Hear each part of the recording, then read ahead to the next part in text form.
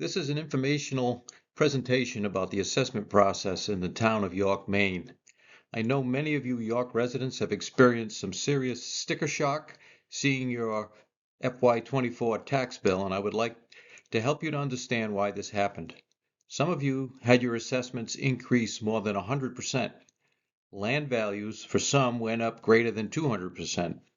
Unfortunately, the state of Maine does not put a cap on year-to-year property tax increases like the state of Massachusetts with their Proposition 2.5.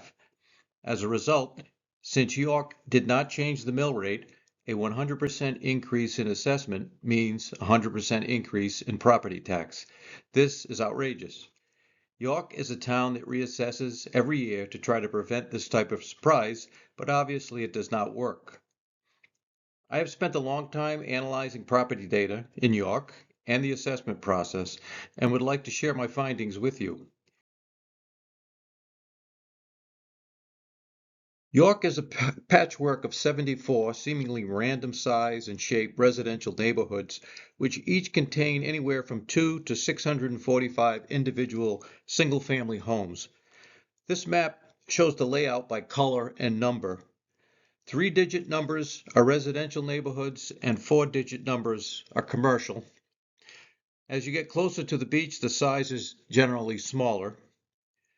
The rationale behind this petitioning of the town is not obvious to me, and the assessment process suffers as a result. You see, York assesses each neighborhood independently of every other neighborhood. Only sales in your neighborhood are analyzed to determine your assessment.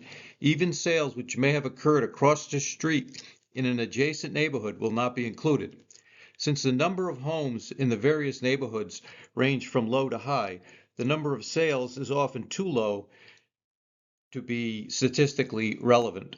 Sometimes the sales are not representative of your home. If there were no sales in your neighborhood in the last year or two, you are lucky. You will not get reassessed until the year that one does sell, and now you will experience the effect of greater than 2 years of real estate growth. Here is a closer look at the Long Sands Beach and Nubble section of the town. We can see now how complicated things can be. For instance, neighborhood 125, which contains 535 single-family homes, is a large, sprawling neighborhood which runs the length of the beach, set back 1 to 2 neighborhoods from the water. Part of it is west of Ridge Road, while other parts are just a short walk to the center of Long Sands Beach. Neighborhood 135, on the other hand, containing a mere 158 homes, is a much smaller footprint, and it's non-contiguous, also set back from the water. As you can see from the expanded picture, neighborhood 161 divides neighborhood 135 for some unknown reason. The Nubble alone contains no less than 8 separate neighborhoods. As you study this map, it is mind-boggling to try to understand how these neighborhoods came about and what the rationale was, but they are what they are. So in the next slide, let me explain more about the process. Let's talk about the assessment process in the town of York. Each neighborhood is assessed individually on a yearly basis according to sales which occurred in that neighborhood during the prior 1 or 2 year period going from May 1st to May 1st. For FY24, assessments were based on a total of 355 sales of single-family homes which occurred in the prior 2 years from 5/1/22 to 5/1/24. Only 60 of the 74 neighborhoods had sales, and the sales ranged from 1 sale to 36 sales per neighborhood. Each sale price is then compared to the FY23 assessment for that property, and a determination is made by the assessor if an adjustment is justified according to Maine law. If an adjustment is necessary, the entire neighborhood will be adjusted in a way completely at the discretion of the assessor. In some cases, this is done based on 1 sale. The adjustments for FY24 were primarily increases in land value. The land value calculation is a complicated formula which has multipliers which are dependent on the lot size, neighborhood-specific adjustment factors, site index dependent influence factors, and the assessor's discretion. Single-family homes include all styles of homes as well as homes which are exclusively used as short-term rental properties. These are in fact businesses masquerading as single-family residences. Their value is based on their income potential.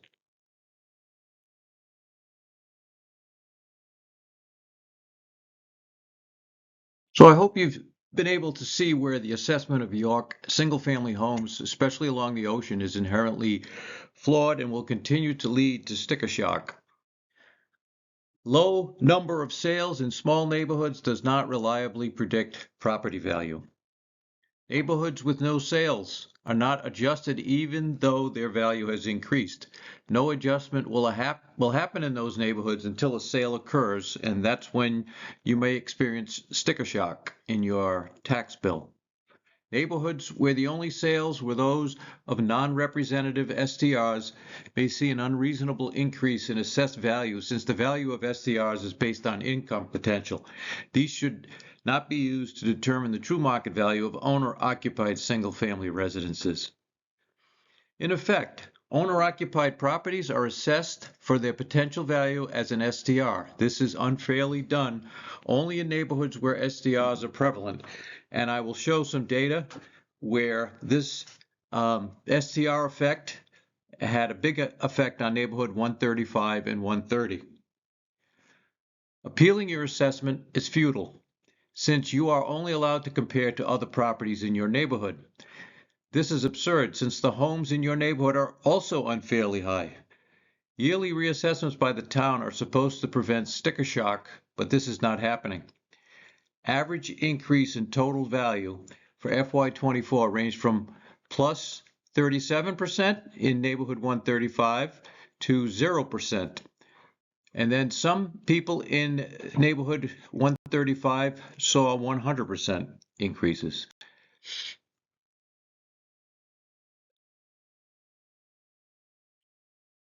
Here is a look at the total assessment increases for York neighborhoods in FY24, and this is basically the same thing as the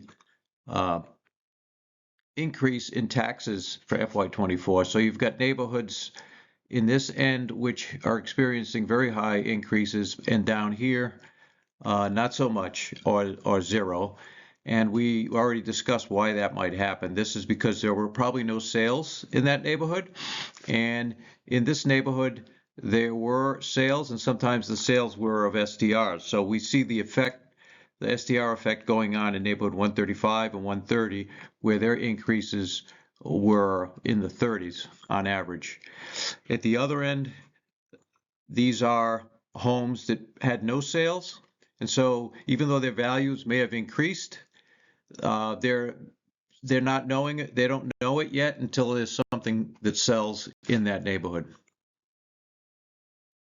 Okay, let's get into the details on some of the individual neighborhoods that underwent an increase from 23 to 24. And so what I'm showing here, in addition to the map of all the neighborhoods, there's 105 is here. So this slide is talking about what happened in this neighborhood on the Nubble. There are 75 homes, and there was a single sale during that time period. So all the adjustments were based on a single sale. And that caused a general average of 27% increase. So one sale, everybody went up about 27%.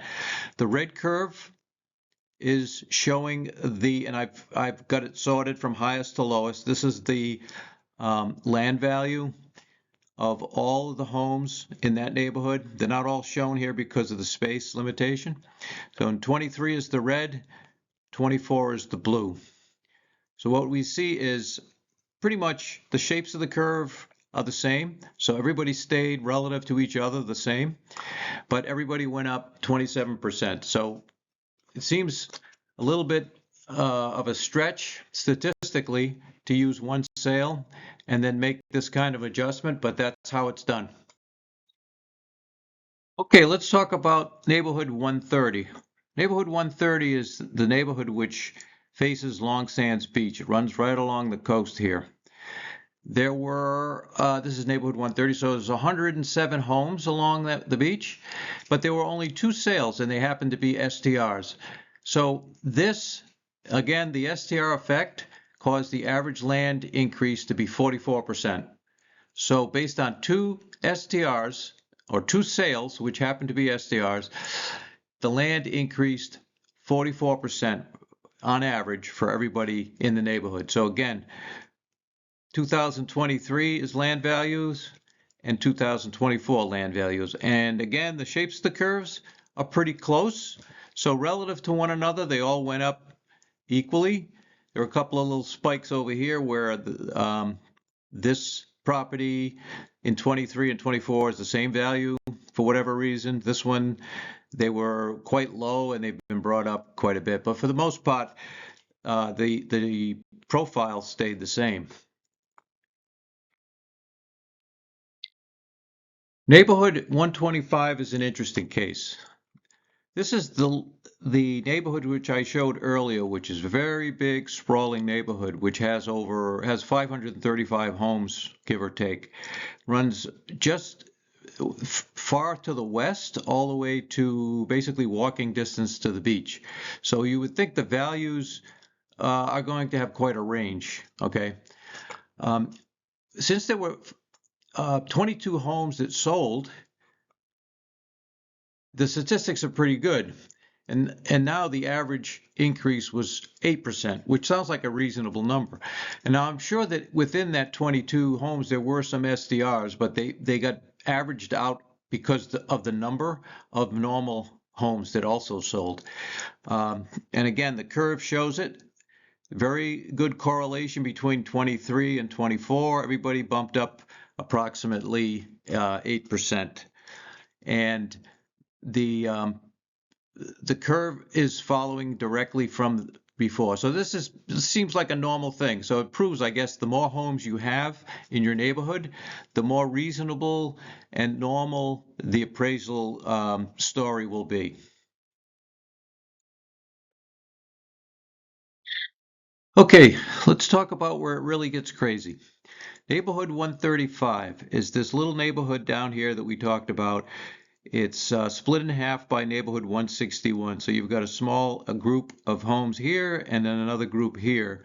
But all told, there are 151 homes in neighborhood 135. And during the period of 23 to 24, there were only 3 sales of single family homes and they happened to be STRs. So everything is based on the sale of 3 STRs.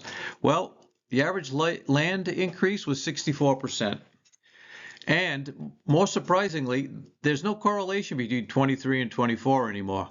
If you look at the curves, 23 is the red, the blue is 24. Now we see this jagged look to the curve in 24 relative to 23. Where properties used to be equivalent in terms of their land value, that you now see huge discrepancies. So some people much higher, and whereas they were equal down here, they're now their neighbors or the neighboring properties are quite different.